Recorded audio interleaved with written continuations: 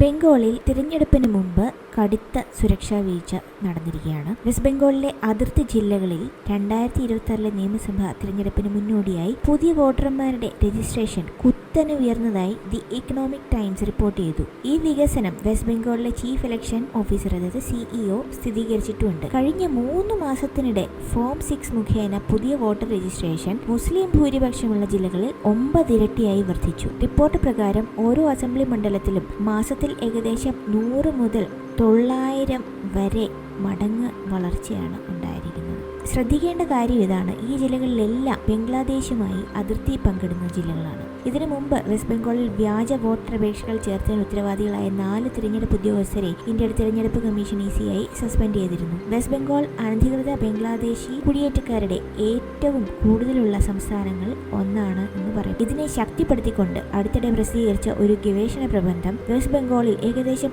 1 കോടി അധിക അതായത് വ്യാജ വോട്ടർമാർ അല്ലെങ്കിൽ ബംഗ്ലാദേശി കുടിയേറ്റക്കാർ വോട്ടർമാരായിട്ടുണ്ട് എന്നാണ് പറയുന്നത്. അതായത് 13.69% അധിക വളർച്ച ഈ ഇല്ലീഗൽ വോട്ടേഴ്സിന്റെ അധിക വളർച്ച രേഖപ്പെടുത്തിയതായും ഈ ഒരു ഗവേഷണ പ്രബന്ധം വെളിപ്പെടുത്തിയിട്ടുണ്ട്.